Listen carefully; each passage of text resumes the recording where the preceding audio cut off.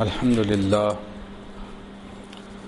للہ وکفا والصلاة والسلام علی عباده الذین اصطفى خصوصا علی افضلہم وخاتم النبیین محمد الامین وعلی آلہ وصحبہ اجمعین اما بعد فاعوذ باللہ من الشیطان الرجیم بسم اللہ الرحمن الرحیم ان اول بیت وضع للناس للذی ببکۃ مبارکا وہدی للعالمین فیہ آیات بینات مقام ابراہیم ومن دخلہ کان آمنا وللہ علی الناس حج البیت من استطاع الیہ سبیلا ومن کفر فإن اللہ غنی عن العالمین صدق اللہ العظیم رب اشرح لی صدری ویسر لی امری واحلل عقدۃ من لسانی یفقہوا قولی آمین یا رب العالمین۔ عزیزان محترم، یہ ذی قعدہ کا بابرکت مہینہ ہے اور اس سے اگلا مہینہ وہ ذی الحج ہے جس میں اسلام کا 5واں رکن جسے ہم حج کے نام سے جانتے ہیں اس کی ادائیگی بھی ہوگی اور عید قربان بھی انشاءاللہ آئے گی۔ جو لوگ مکہ المکرمہ میں موجود ہیں اور حج کی نیت سے وہاں پہنچے ہوئے ہیں وہ فریضہ حج ادا کریں گے، اور باقی ملت اسلامیہ سنت ابراہیم علیہ السلام پر عمل کرتے ہوئے فریضہ قربانی جو ہے وہ ادا کرے گی۔ جیسا میں نے عرض کیا، حج اسلام کا 5واں اہم رکن ہے۔ یہ حج کا ایمان افروز جو فریضہ ادا کیا جاتا ہے اس کا ایک تاریخی پس منظر ہے جس کو نگاہ میں رکھے بغیر حقیقتاً حج کی عظمت اور اس کی حکمت اور اس کے اصل مقصود کو سمجھنا ممکن نہیں۔ کفر اور شرک کا وہ طاقتور ماحول جس میں نمرود جیسے بادشاہ کی بادشاہی قائم تھی، جو صرف بادشاہی نہیں بلکہ خدائی کا دعوے دار تھا، وہ شرک کا بدترین نظام جو اس وقت جاری و ساری تھا، اس ماحول میں گھرے ہوئے ایک بندہ مومن جس کا نام ابراہیم علیہ السلام تھا، انہوں نے توحید کا نعرہ بلند کیا۔ اس شرک کے گھٹا ٹوپ اندھیرے میں یہ نعرہ مستانہ لگانا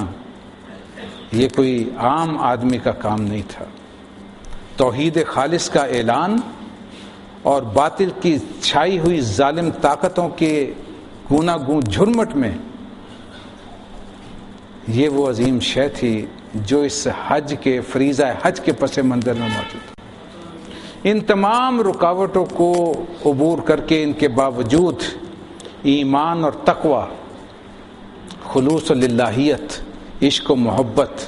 جان نثاری، کون کون سا امتحان تھا۔ ایثار و قربانی کی وہ مثالیں قائم کی ہیں سیدنا ابراہیم علیہ السلام نے کہ خود ذات خداوندی نے اقرار فرمایا کہ وَإِذِ ابْتَلَىٰ إِبْرَاهِيمَ رَبُّهُ بِكَلِمَاتٍ فَأَتَمَّهُنَّ، کہ ہم نے ابراہیم کو ایسے ایسے آزمایا، ایسی آزمائشیں اس کے رستے میں کھڑی کی، لیکن کمال ہے کہ وہ ہر آزمائش پر پورا اترا، ہر آزمائش میں اس نے کامیابی حاصل کی۔ اور پھر انعام قال انی جاعلک للناس اماما، ابراہیم کو خوشخبری سنائی گئی ہے، ابراہیم ہم نے تمہیں پوری نوع انسانی کا امام مقرر کر دیا۔ حضرت ابراہیم علیہ السلام نے فوراً سوال کیا، قال من ذریتی، اے اللہ کیا میری ذریت کے لیے بھی یہ وعدہ ہے؟ وہ بھی امام الناس کے جو منصب میں حاصل رہے گا، ملے گا؟ قال لا ینال عہد الظالمین، یہاں نفی کی گئی تھوڑی سی کہ وہ جو تمہاری ملت میں ہی سے ہوں، لیکن اگر وہ ظالموں میں سے ہیں، یا ظلم سے مراد شرک ہے، اس لیے کہ یہ سارا انعام جو تمہیں دیا گیا، یہ سارے امتحانات جو تمہارے راستے میں آئے، یہ اس توحید کو اجاگر کرنے کے لیے تھے جو کلمہ حق میں سب سے بلند ترین مقام رکھتی، ایک اللہ کی بندگی۔ ایک اللہ کی بندگی کے تحت زندگی گزارنا، صرف اسی کی خلوص کے ساتھ، کامل خلوص کے ساتھ اطاعت و فرما برداری اختیار کرنا۔ یہ کلمہ توحید محض کہنے سے پورا نہیں ہو جاتا، یہ عمل میں جب تک روبہ عمل نہ آئے، یعنی کہ تمام اختیارات کا حامل صرف اس اللہ کو سمجھنا اور اسی کی کامل اطاعت کرنا،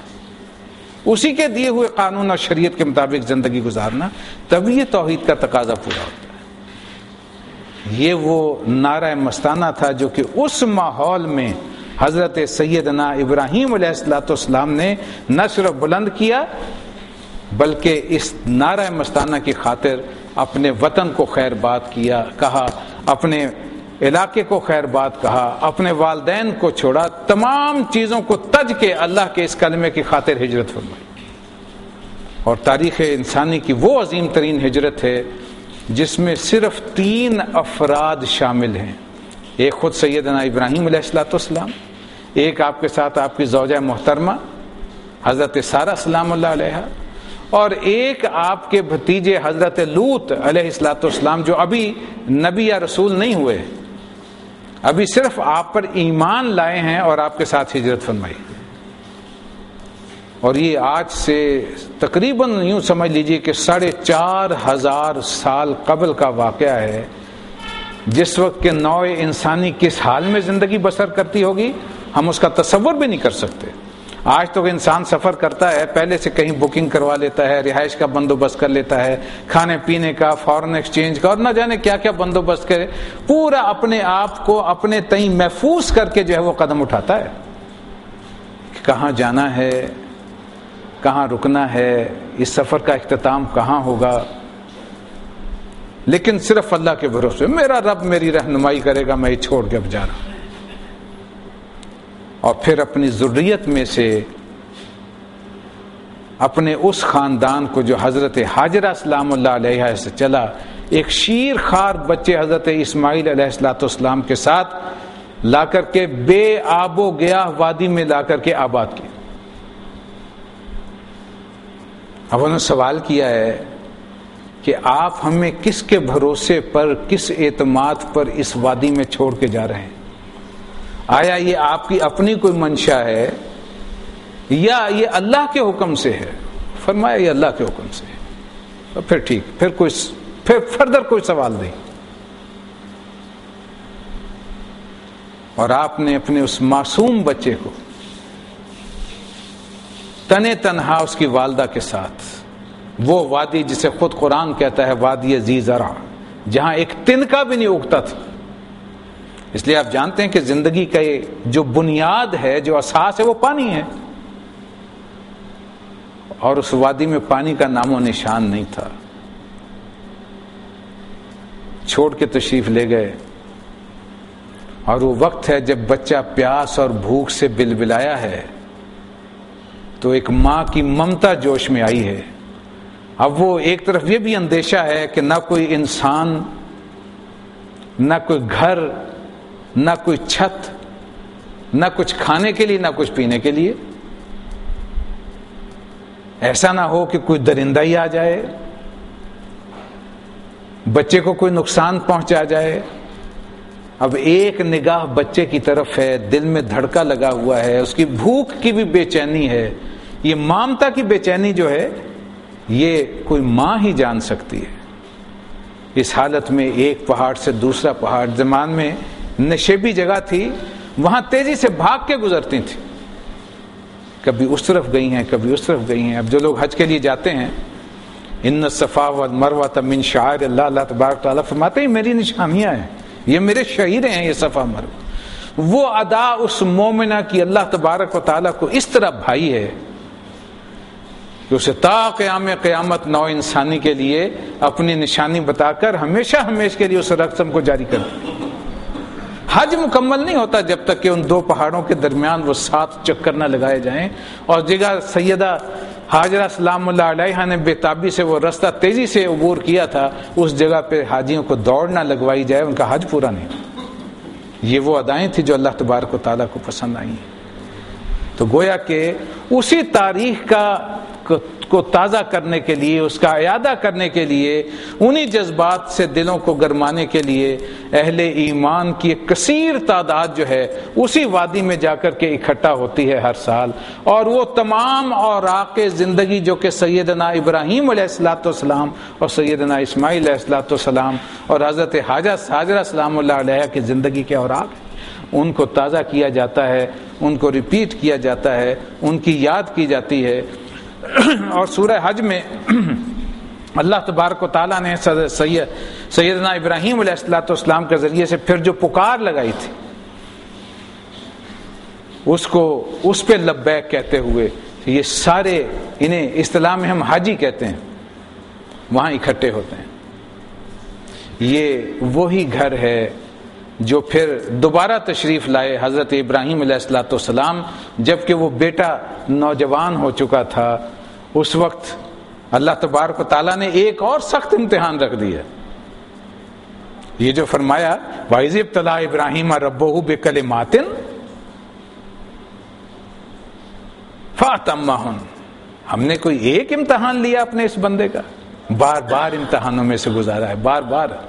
پھر آخری یہ جو مرحلہ آیا ہے، 100 سال کی عمر ہو چکی ہے، اب 100 سال کا ایک بوڑھا شخص جسے اللہ نے بڑھاپے میں اولاد عطا فرمائی، تقریباً روایات میں اختلاف ہے 84 سے 87 سال کی عمر تھی جب سید ابراہیم علیہ السلام پیدا ہوئے، سیدنا اسماعیل علیہ السلام کی پیدائش ہوئی، اور جس وقت پہنچے ہیں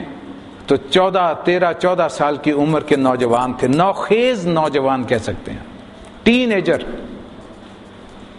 خواب میں دیکھتے ہیں کہ بیٹے کے گلے پر چھری چل رہی ہے۔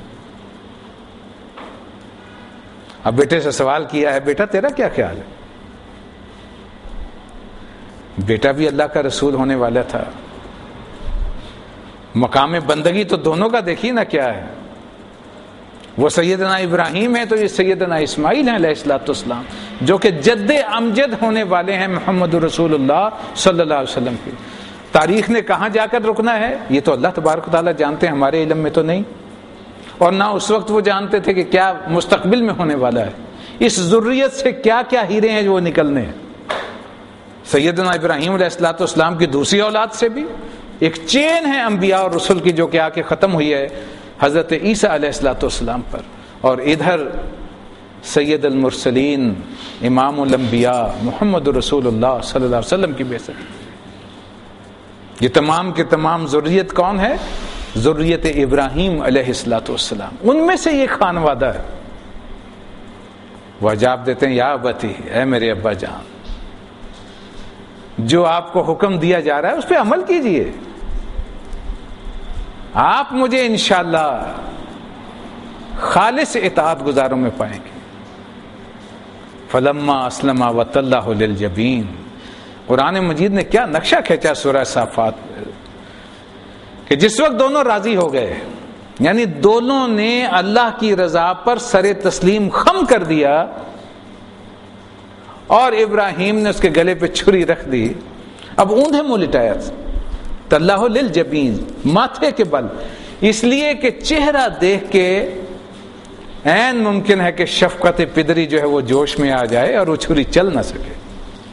لہذا الٹی طرف لٹایا اور نیچے سے چھری چلانے کی کوشش کی۔ اللہ تبارک تعالیٰ فرماتے ہم نے دعا کی، قد صدقت الرؤیا، تم نے اپنا خواب پورا کر دیا، بس یہیں تک آزمائش تھی۔ اور اللہ تبارک و تعالیٰ نے وہ مینڈھا یا دمبا جسے ہم کہتے ہیں وہ بھیجا تاکہ وہ چھری اس کے گلے پر چلے اور یہ رسم پوری ہو جائے قربانی کی، اور اسے پھر جاری کر دیا پوری نوع انسانی کے لیے۔ یہود بھی قربانی کرتے ہیں، نصارہ بھی قربانی کرتے ہیں، مسلمان بھی قربانی کرتے ہیں، اس لیے کہ سارے کے سارے ابراہیم کی ماننے والے ہیں۔